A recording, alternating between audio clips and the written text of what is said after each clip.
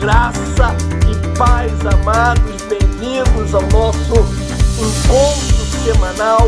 O título da nossa lição de hoje é Acabe e o profeta Elias. O nosso texto bíblico está no primeiro livro dos Reis, capítulo 16, do 29 ao 30. Depois nós vamos pular para o capítulo 17, do 1 ao 7.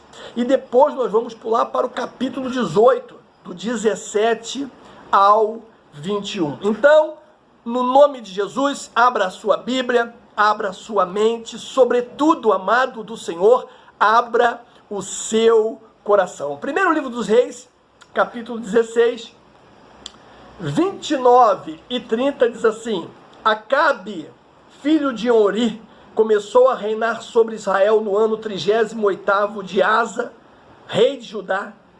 E reinou Acabe, filho de Onri, sobre Israel em Samaria 22 anos. E fez Acabe, filho de Onri, o que era mal aos olhos do Senhor, mais do que todos os que foram antes dele. Agora pula aí, capítulo 17, do 1 ao 7, diz: Então Elias, o tisbita dos moradores de Gileade, disse a Acabe: Vive o Senhor, Deus de Israel, perante cuja face estou, que nestes anos nem orvalho, nem chuva haverá, senão segundo a minha palavra. Depois veio a ele a palavra do Senhor dizendo: Vai-te daqui e vira-te para o oriente, esconde-te junto ao ribeiro de Querite, que está diante do Jordão. E há de ser que beberás do ribeiro, e eu tenho ordenado aos corvos que ali te sustentem. Pois foi e fez conforme a palavra do Senhor, porque foi e habitou junto ao ribeiro de Querite, que está diante do Jordão. E os corvos lhe traziam pão e carne pela manhã, como também pão e carne à noite, e bebia do ribeiro. E sucedeu que, passados dias, o ribeiro se secou, porque não tinha havido chuva na terra. Agora pula aí, capítulo de número 18, do 17, amado, ao versículo de número 21, que diz assim: E sucedeu que, vendo Acabe, Elias disse-lhe: Acabe, és tu o perturbador de Israel? Então disse ele: Eu não tenho perturbado a Israel, mas tu e a casa do teu pai, porque deixastes os mandamentos do Senhor e seguistes os Balaíns. Versículo 19 diz: Agora, pois, envia, ajunta a mim todo Israel no Monte Carmelo, como também os 450 profetas de Baal e os 400 profetas de Aserá, que comem na mesa de Jezabel. Então enviou Acabe os mensageiros a todos os filhos de Israel e ajuntou os profetas no Monte Carmelo. Então Elias se chegou a todo o povo e disse: Até quando cocheareis entre dois pensamentos? Se o Senhor é Deus, segue-o. E se Baal, segue-o. Porém, o povo não lhe respondeu nada. Palavra do Senhor. Meu irmão amado, minha irmã querida, antes de apresentar os objetivos da nossa lição de hoje, eu preciso contar uma história. É isso mesmo que você ouviu. Você vai ouvir uma história, irmãos, que vai fazer toda a diferença para você entender um pouquinho, né, esse período aí dos reis de Israel. Então vamos lá. Por uns 100 anos, né, os israelitas, eles tinham vivido sob o reino de apenas 3 reis: Saul, Davi e, por último, Salomão. Estes 3 governantes de Israel foram homens grandes, sabe? Poderosos, homens cheios do poder de Deus, homens valentes, famosos em muitos aspectos, embora nenhum deles, meu amado, tenha escapado do pecado e do fracasso. Ou seja, todos eles, apesar de todas essas qualidades que eles tinham em Deus, eles pecaram, sabe? Eles fracassaram. E por causa disso, no final ali da vida de Salomão, uma guerra civil teve início. A guerra civil, irmãos, no reino, né, que foi ungido sob a liderança de Deus. Conforme a batalha ela ia crescendo em intensidade, a nação ela ia se dividindo. Então agora nós temos o reino do norte, né, que é Israel, e nós temos também o reino do sul, que é Judá. Então essa divisão ela permaneceu até que ambos fossem levados ao cativeiro. Do início aí da divisão, né, até o cativeiro de Israel, um período de aproximadamente, amados, 200 anos.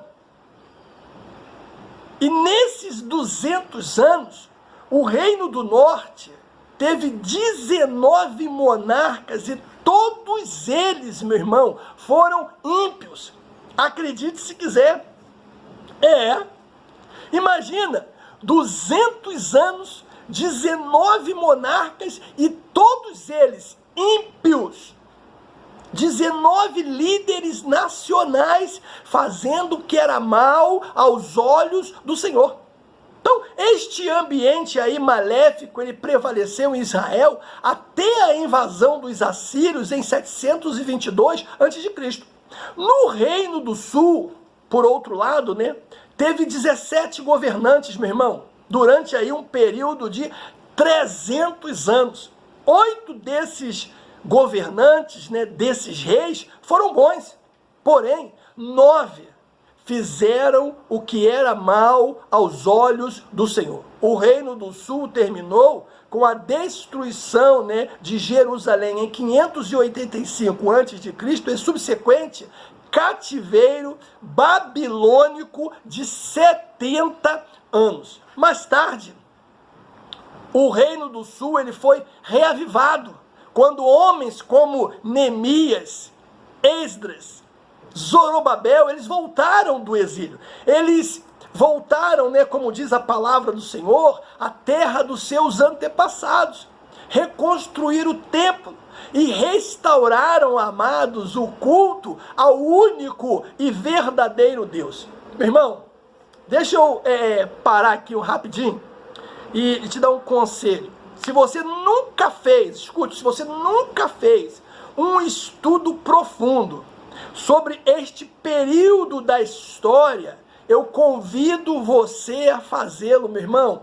Isso vai abrir a tua visão de uma tal forma que quando você estiver lendo ali, né, primeiro Reis, segundo livro dos Reis, você vai entender bem melhor, com mais facilidade, né, a história desses reis, esse período em que Israel viveu. Então, durante este período aí dos reinos do norte e do sul, por causa da impiedade, né, dos vários reis e da apostasia do povo hebreu, irmãos, Deus enviou, né, vários profetas para levar os governantes e o povo de Deus, o povo hebreu, ao arrependimento. Aí, cara, quando eu estava aqui, né, pensando sobre isso,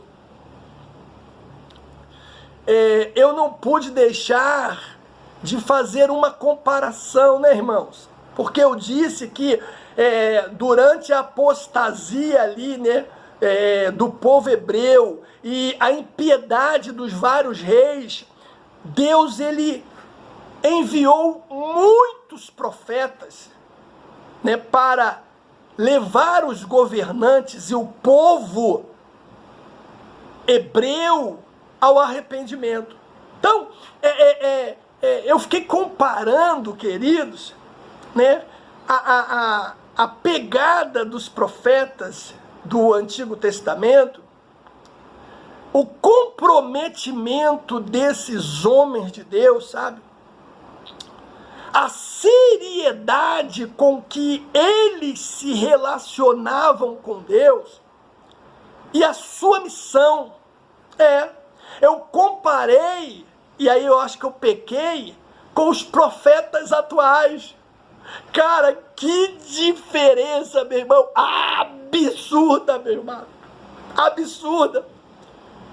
Porque ser profeta hoje é muito fácil, cara. Meu Deus, irmão, ser profeta hoje você só precisa, com todo respeito aos amados, né, dar 2 carpados para frente, 2 carpados para trás, correr no templo de um lado para o outro e falar línguas estranhas. Pronto. Você já ganha o certificado carimbado pelo ministério de profeta da casa.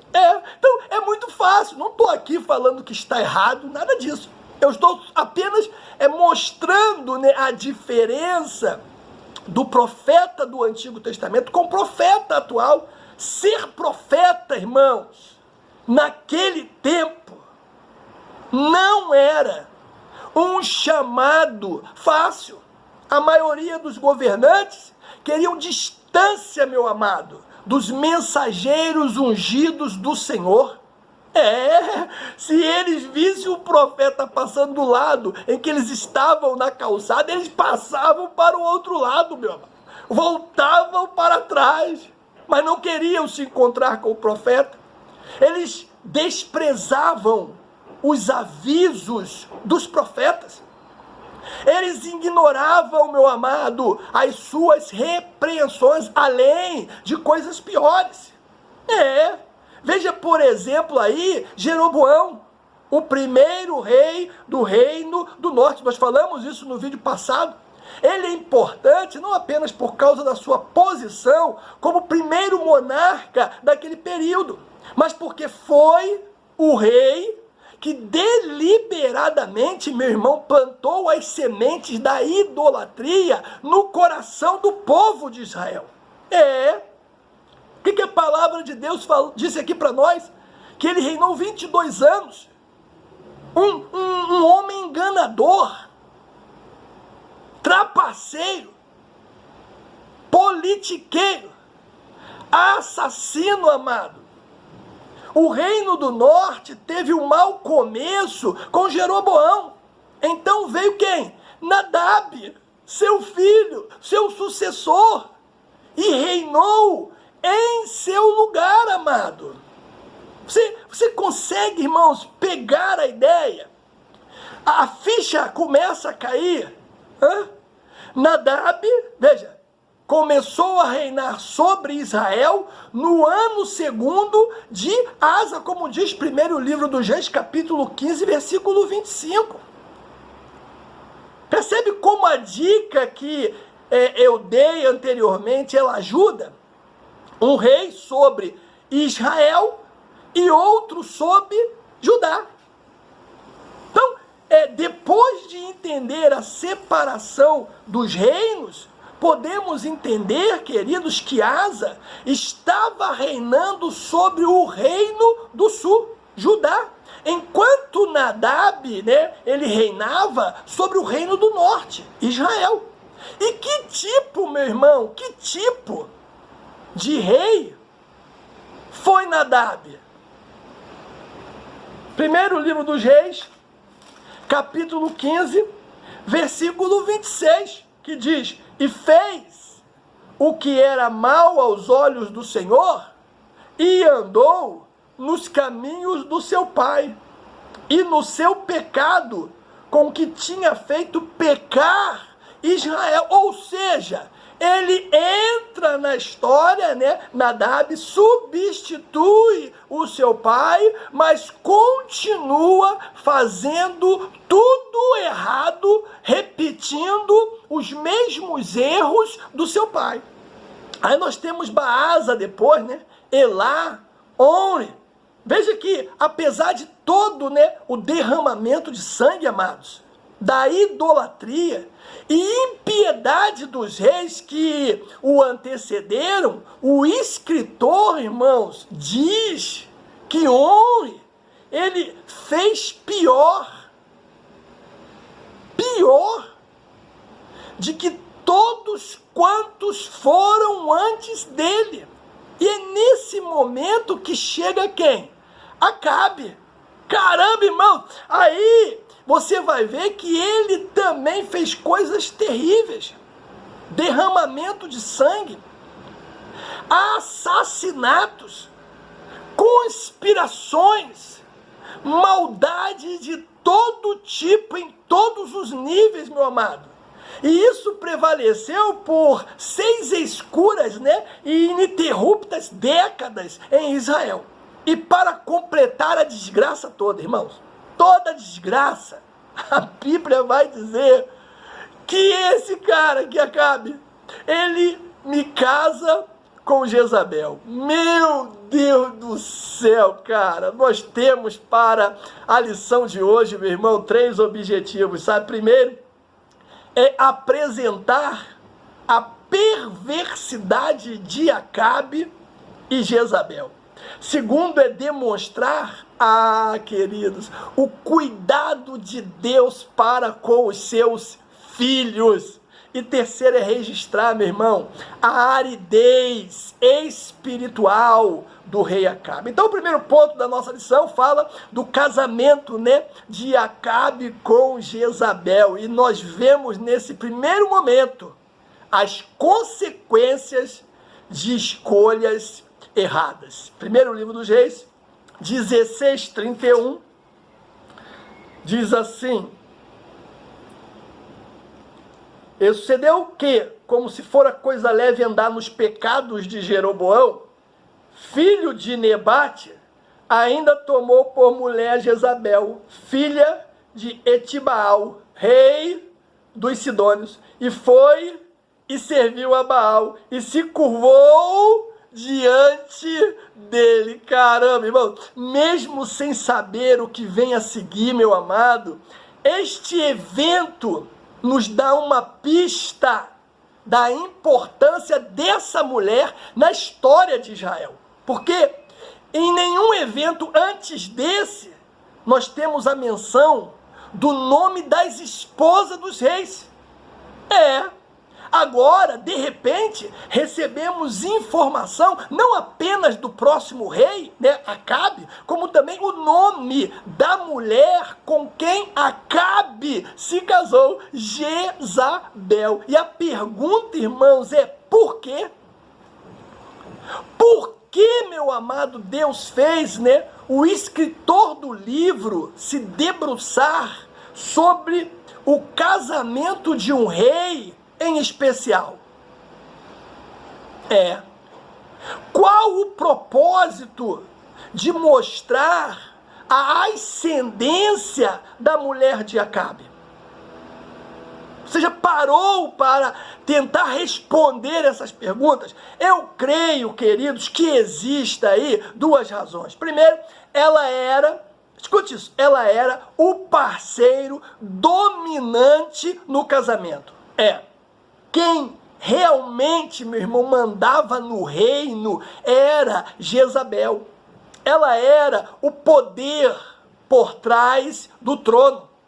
A administração de Acabe era, no sentido mais real, um governo de saias, meu amado.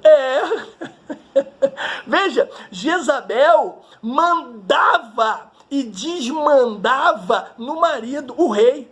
E, portanto, governava sobre todo o povo.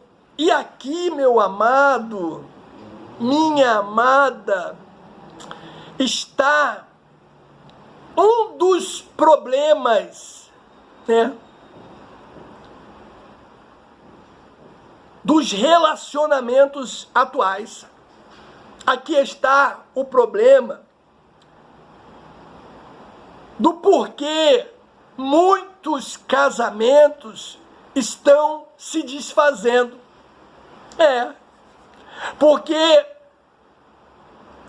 os papéis dentro do relacionamento, eles são invertidos. Fora que existe, né, um princípio que Deus estabeleceu e ninguém pode quebrá-lo.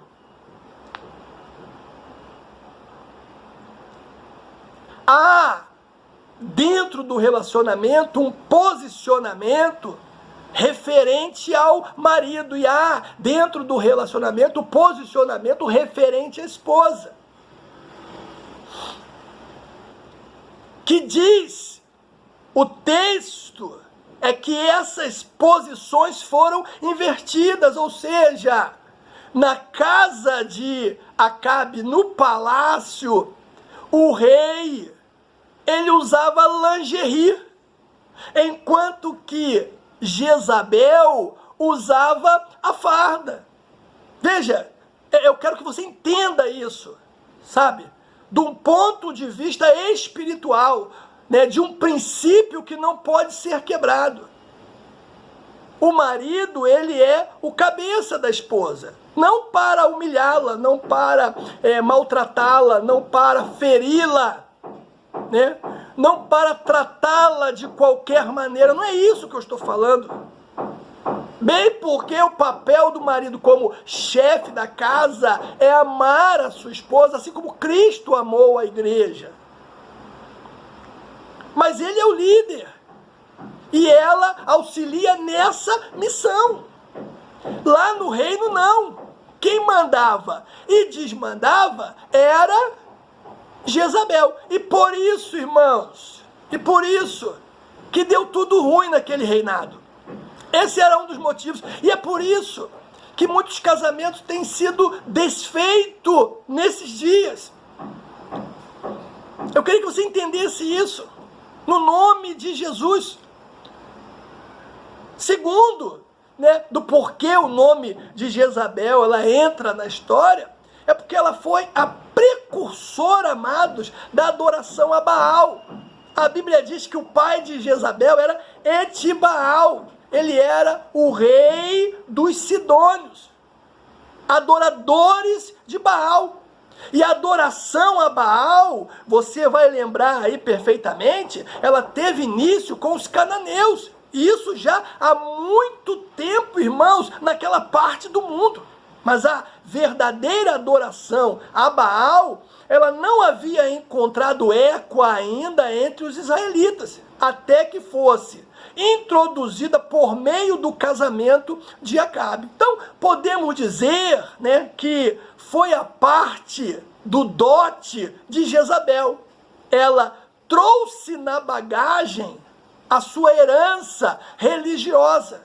Que herança é essa? A adoração idólatra, meu irmão. Na verdade, quando você lê, né, o capítulo 15, 16 e 17 de 1 Reis, você percebe de maneira muito assim, muito clara que ela era uma rainha perversa demais. Dentre tantas perversidades, a Bíblia diz que ela destruiu os profetas do Senhor. 1 Reis 18. Ameaçou, meu irmão, a vida do profeta Elias. 1 Reis 19. Ordenou injustamente a morte de Nabote. E isso para satisfazer a ganância do seu marido. 1 Reis 21. E ainda, meu amado, a Bíblia diz que ela praticou a prostituição e a feitiçaria, segundo o livro dos Reis, capítulo de número 9.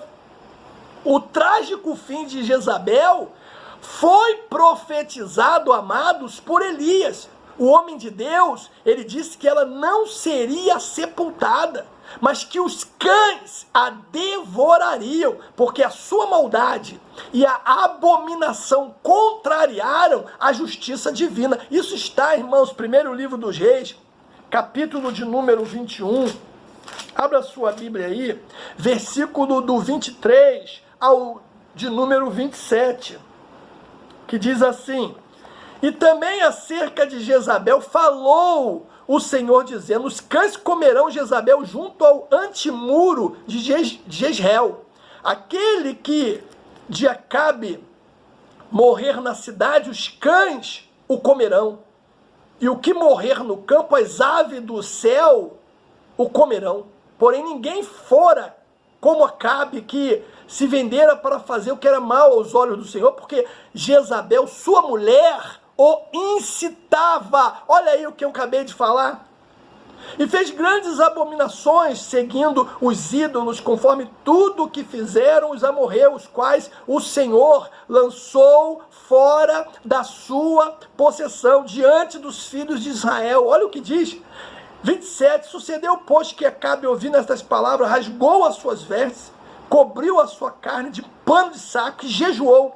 E dormia em cima dos sacos e andava mansamente, meu irmão. Caramba! Veja só, meu amado, que eu quero dizer é o seguinte: Deus é misericordioso, sabe?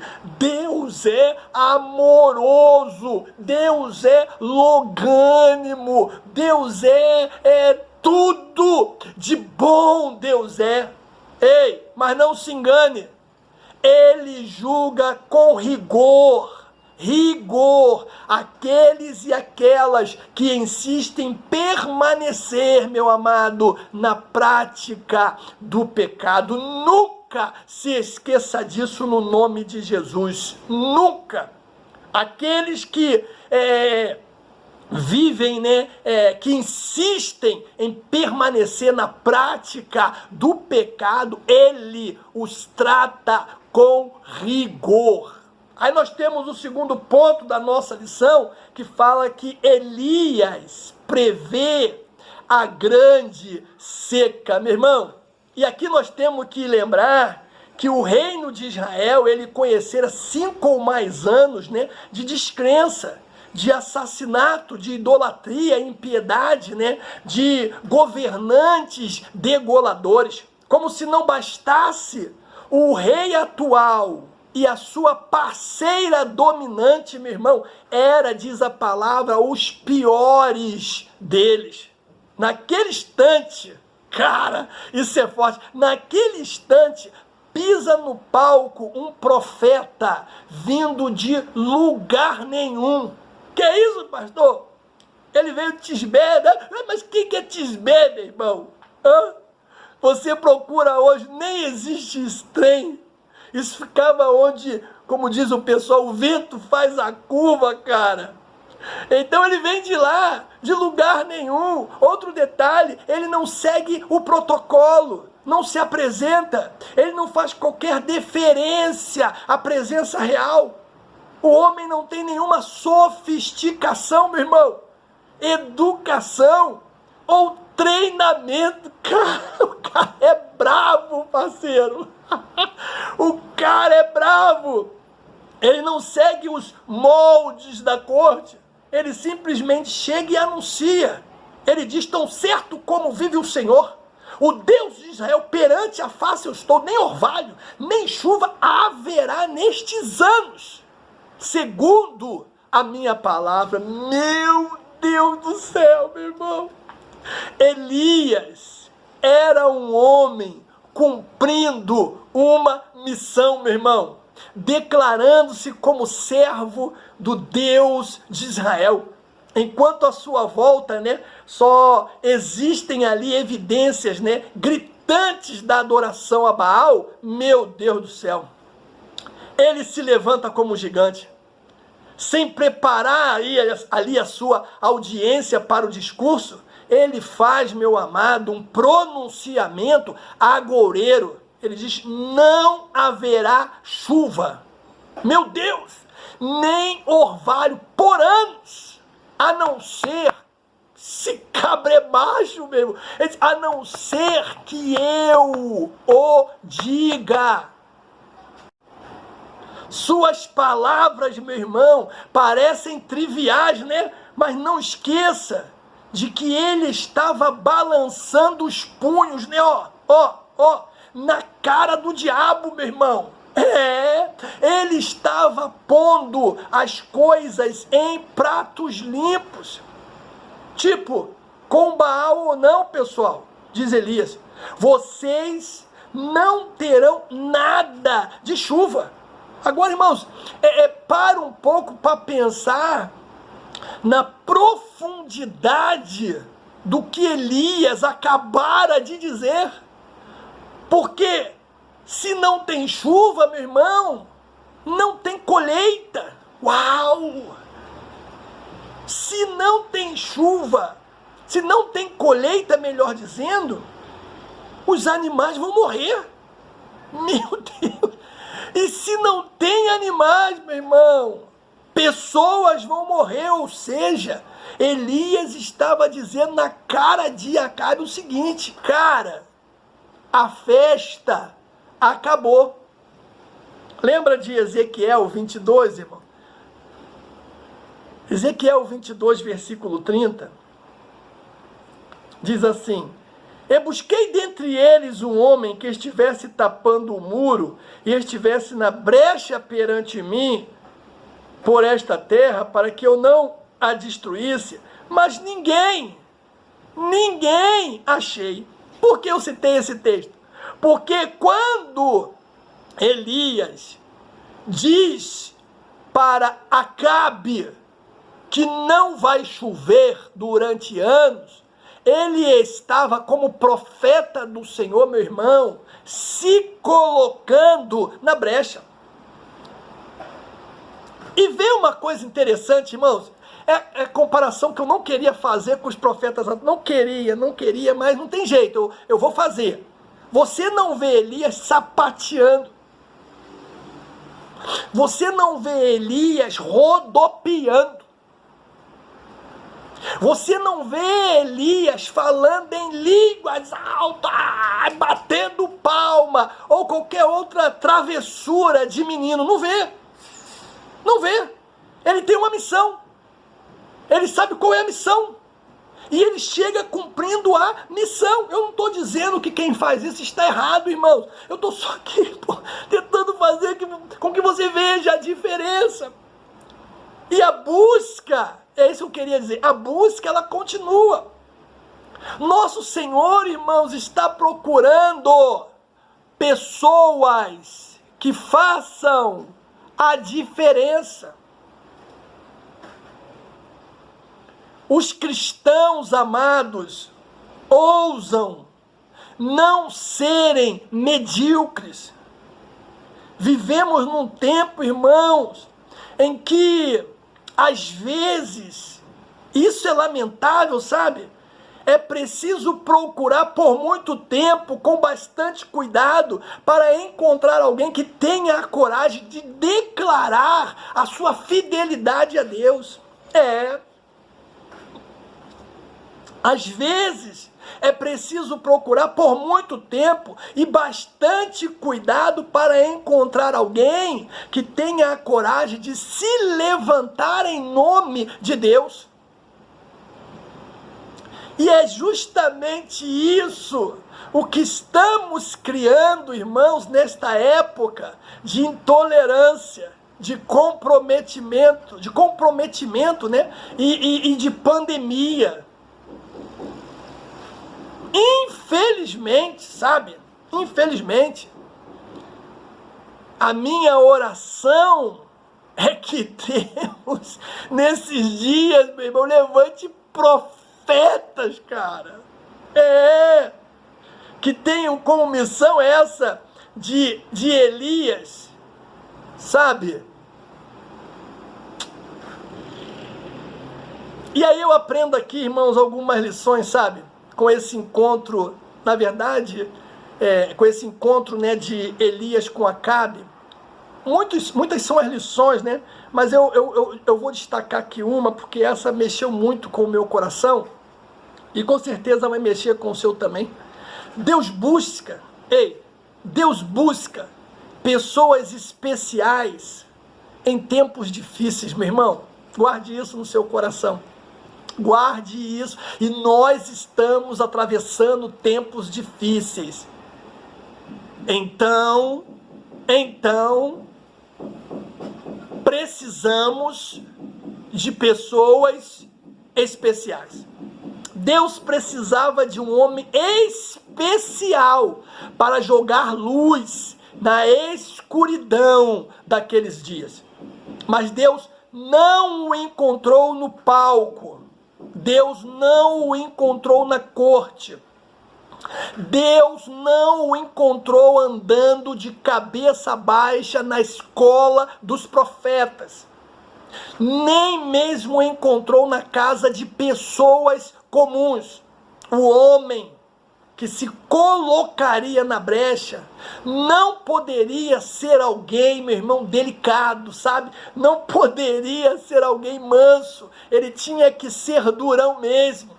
Alguém, meu amado, que ficasse ao lado da idolatria e dissesse: Deus é Deus. Alguém que ficasse ao lado do adúltero e dissesse assim, e diga assim, né? Adultério é pecado de morte. Alguém que se coloque ao lado de alguém que fornica e diga: fornicação vai te levar à ruína, cara. Vai te desgraçar todo. É disso que nós estamos precisando nesses dias, de homens corajosos como o profeta Elias, que não fica engabelando irmãos, sabe? Tergiversando para dizer aquilo que Deus quer falar. Ele vai logo com a missão, com a palavra no coração, despeja a palavra. É disso que nós estamos precisando nesses tempos. Alguém para gritar em alto e bom tom que Deus é Deus e ponto final. Ponto final. Então, neste período, né, em que vivemos, nós precisamos de pessoas, meu irmão, que promovam as coisas de Deus. Sabe? Tem que parar de promover as coisas suas, dos homens, e promover as coisas de Deus. Homens que fiquem de pé, eretos, firmes, que sejam fortes. É disso que nós estamos precisando nesses dias, sabe, irmãos?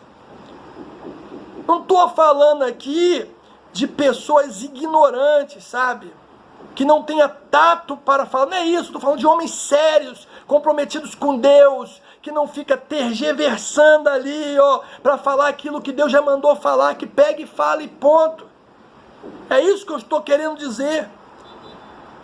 E qual, irmãos, a estatura da sua integridade? Homens íntegros é o que nós precisamos, sabe? Qual a estatura da sua integridade?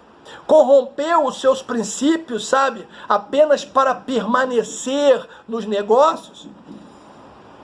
Corrompeu os seus princípios apenas para tirar uma boa nota? Corrompeu os princípios para fazer parte daquele grupinho? Negociou para estar do lado daquele time? Fala comigo. Para estar com o pessoal para subir na hierarquia da sua empresa, ou na hierarquia eclesiástica. Ei, qual a estatura, meu irmão, da sua integridade? Escute o que eu vou dizer. Aquele que encontra conforto na corte de Acabe, meu irmão, nunca se colocarão na brecha. Aí tem um outro detalhe, né? Que é o preço da obediência. Precisamos, irmãos, estar preparados para enfrentar os resultados da nossa obediência a Deus. É uma das coisas que muitos homens e mulheres de Deus não estão preparados. Para enfrentar de verdade os resultados da sua obediência a Deus. Elias, meu irmão, o que eu quero dizer é isso. Ele enfrentou as dificuldades de falta de água, de falta de alimento, e isso tudo em obediência ao Senhor. Mais tarde, ele teve que fugir de Jezabel. Por que ele fugiu de Jezabel? Porque ele estava obedecendo ao Senhor. Outra coisa que ele deveria fazer, meu irmão, que aqui que está o ponto, sabe? 1 Reis 17:3, que diz assim: vai-te daqui, vira-te para o oriente, esconde-te junto ao ribeiro de Querite, que está diante do Jordão. Você ouviu o que eu disse? Deus falou para ele, sabe o quê? No auge ali, meu irmão, no auge da fama, no melhor momento da sua vida, Deus vira para o combatente e fala para ele, ó, vai e se esconde. Ele poderia ter batido no peito, meus irmãos, e dito assim: peraí, Senhor, eu sou um profeta no palácio. Ele poderia ter dito: estou ali no meio de todo mundo, meu Senhor, proclamando a tua palavra. Meu Deus, ele poderia, irmãos, poderia ter pirado com Deus. Parece que o Senhor esqueceu, talvez, ele poderia até ter dito isso: o Senhor se esqueceu de mim?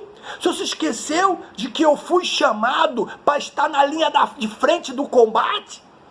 Você se esqueceu que eu fui chamado para estar comandando, liderando, pregando, falando? Esqueceu? Deus disse pro cara, ei, no melhor momento dele, falou assim: para tudo e vai e se esconde. E aqui é bacana porque a palavra hebraica usada, irmãos, dá a ideia de ocultar, sabe? De estar ausente de propósito. Fique oculto, Elias. Desapareça. Caramba, irmãos. Imagina Deus falando isso para você. Você que é o pregador dos pregadores. Você que é o líder, né? O coach, o CEO, sei lá mais o que. Você que é a babiça do lugar, meu irmão. Imagine Deus falando isso para você. Sai e se esconde. Como você iria receber uma palavra como essa? Com certeza, no primeiro momento, você ia dizer assim: Satanás está falando comigo. Isso é coisa do diabo. Não, o diabo quer me destruir, quer me derrubar. Esse também é um diferencial na vida de um profeta verdadeiro, meu irmão. Essa é uma das ordens mais difíceis de ouvir e obedecer: o comando de se esconder, de sair de cena, de estar por detrás, de dar o tempo. Veja que a admoestação para ir ficar só, para fugir, para sair debaixo das luzes, mãos, para ficar atrás e deliberadamente se esconder, isso é especialmente verdadeiro se você é uma pessoa que se sente confortável sob a luz da ribalta, um tipo de pessoa que gosta de ficar na frente, aquele que tem o dom da liderança. Isso também é verdadeiro, meu irmão, se você é do tipo fazedor, aquela pessoa palpa toda a obra, ou seja, meu irmão, você pode ser um obreiro dos bons e de repente, sabe, você ser excluído do seu mundo de atividades sem fim, de grandes envolvimentos com a obra. Isso não é fácil, meu amado. Isso é muito difícil. Mas uma coisa eu aprendo aqui com essa ordem de Deus para Elias, sabe? Quando Deus, ele faz isso com um profeta, com alguém, irmãos, que é pau para toda a obra, com alguém que gosta de estar com a mão na massa, com alguém que gosta de estar na frente, né? Falando, pregando, anunciando Jesus. Quando Deus faz isso com esse tipo de pessoa, normalmente há 2 propósitos em mente. Sabia disso? Proteção e treinamento. É isso que Deus estava fazendo com Elias, meu irmão. Veja, agora, apesar das dificuldades que ele enfrentou, meu irmão, a bondade e o cuidado de Deus o acompanharam. A Bíblia diz, amados, que ele foi alimentado por corvos. Os corvos levaram para ele pão e carne 2 vezes ao dia. O que eu quero dizer, meus irmãos, com isso é o seguinte: Deus sempre cuida dos seus, sabe? Sempre cuida dos seus. Você vê na casa da viúva, né? Elias, ele realiza, diz a palavra, o milagre da multiplicação da farinha e do azeite. A mulher, ela argumentou que ela tinha apenas uma quantidade pequena desses ingredientes para alimentar a si e ao seu filho. Eu acredito até que ela já estava pensando, meu irmão, que aquela seria a sua última refeição. Mesmo diante, né, desse triste cenário, o profeta, treinado no campo de instrução de Deus, pediu que ela fizesse primeiro um bolo para ele. Cara, isso é, irmãos, contrário a toda razão humana, sabe? Caramba, isso vai na contramão, cara, de tudo que é humano. Mas a viúva faz o que ele pede, lhe prepara a comida, ou seja, um simples ato de fé, meu irmão, realizou o milagre. Ela confiou no profeta, lhe deu tudo o que tinha de comer. A partir daí, pela palavra do Senhor, diz a Bíblia Sagrada, nada faltou para aquela família até o fim da seca. 1 Reis capítulo 17. Eu quero que você preste atenção nisso que eu vou dizer agora, meu amado. A fé é o passo, meu irmão, entre a promessa e a certeza. Cada milagre, escute isso, grande ou pequeno, começa com um ato de obediência a Deus. Não podemos ver a solução até que demos o primeiro passo de fé. Foi isso que aconteceu com Moisés de frente do Mar Vermelho. Senhor, e agora? Deus falou para ele, cara, toca o mar e segue em frente. Percebe?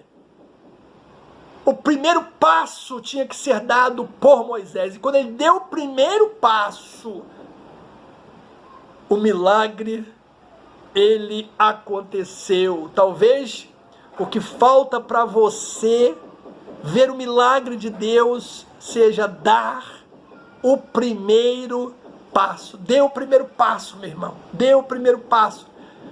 Como a mulher, a viúva, ela deu o primeiro passo. Um passo simples, né? Não, simples não, né, irmãos? Também não vamos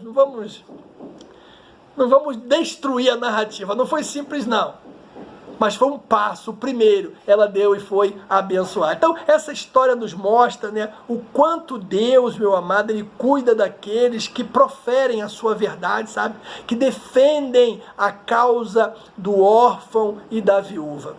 E aí nós temos o nosso terceiro ponto da lição, que fala do encontro, né, de Elias com Acabe. E aqui, a primeira coisa que nós vamos observar é um coração que endurecido, amados. A primeira palavra que o rei, meu irmão, isso é muito profundo, dirigiu a Elias, foi uma palavra de acusação. Lembra? Lembra? Ele disse para Elias: és tu o perturbador de Israel? E aqui eu quero que você pare e pense comigo um pouquinho, meu irmão. Você imagina a coragem que Elias precisou ter para ver Acabe? Você pensa, irmãos, na fé que ele precisou ter para entrar novamente em cena, cara. Meu Deus do céu! Sem contar a estratégia, irmãos, que Acabe usa, que na psicologia ela é chamada de projeção. É isso que Acabe está fazendo aqui. E o que é projeção, irmãos? Projeção se trata, na verdade, de um mecanismo de defesa psíquico para que possamos, né, nos proteger daquilo que não podemos lidar. Com isso, podemos montar até involuntariamente, né, estratégias que nos desviam daquilo que não podemos pensar ou trabalhar agora. Assim, podemos, né, aliviar a ansiedade, os sentimentos de culpa, os sentimentos dolorosos que surgem de um conflito. E é justamente isso que está acontecendo. Porque diante do conflito, o que faz Acabe com Elias? Acabe não está conseguindo lidar com a situação. Então ele vai projetar, escute isso, projetar em Elias aquilo que é dele. Caramba, irmãos, isso aqui é muito forte. No momento em que ela se ativa, né, passamos a perceber pensamentos e sensações desagradáveis como se pertencessem a outra pessoa. Em vez de assumirmos como nossos, né, indicamos ser do outro, né, de outro alguém, tudo aquilo que é nosso, justamente para aliviar a nossa carga emocional. Vê se não é isso que Acabe está fazendo com Elias. És tu o perturbador de Israel? Ou seja, ele está, volto a repetir, projetando em Elias qualidades que são suas. E aqui eu quero que você preste atenção no que eu vou dizer, meu amado. Esta é a tarefa mais difícil para pregadores neste tempo. Essa é a tarefa mais difícil. Que tarefa? É não projetar nos outros aquilo que é seu, meu irmão.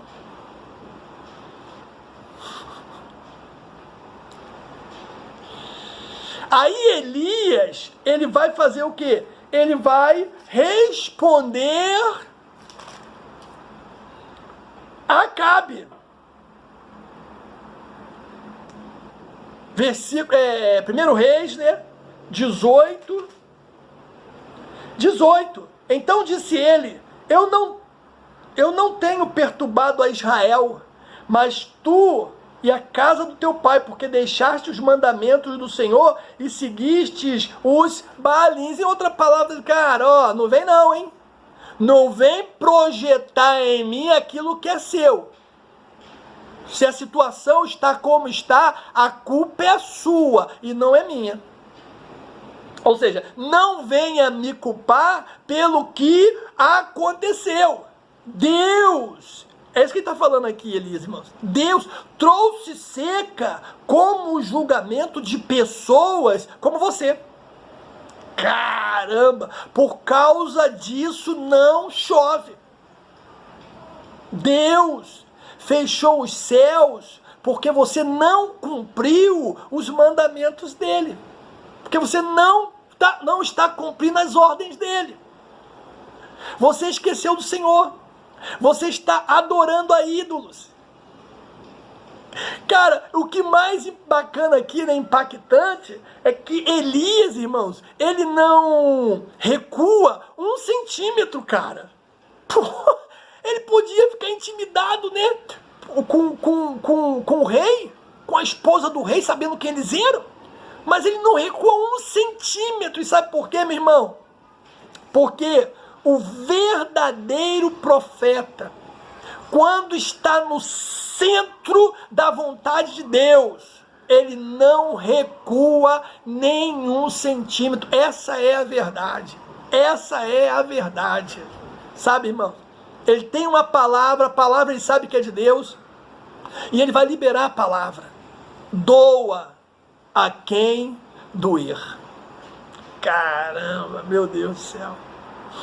E aí nós temos a sequidão, né, espiritual do rei, porque, irmãos, sempre que alguém, guarde isso, se torna um costumaz pecador, de modo que não mais consegue discernir os intentos do próprio coração, como aconteceu com Acabe, algo muito grave acontece. A sequidão espiritual. E o pior não é somente, né, o apóstata que sofre as consequências disso. Esse é o pior. Todas as pessoas que estão à sua volta, que dependem dele, também vão sofrer as mesmas consequências. E eu quero concluir, irmão, dizendo o seguinte, ó: não permita, meu irmão, que a ignorância e a sequidão espiritual, ela penetre no seu coração. Não deixe isso acontecer. Não deixe isso acontecer. Não deixe. Não deixe. Não deixe. Outra coisa, a seca espiritual, ela nos sobrevém quando atingimos o ápice da falta de comunhão com Deus. E cuidado, para você não pensar que está em comunhão com Deus quando não está mais. Eu me lembro de Sansão, né? Cuidado. Que Deus te abençoe, meu irmão. E uma semana debaixo da graça.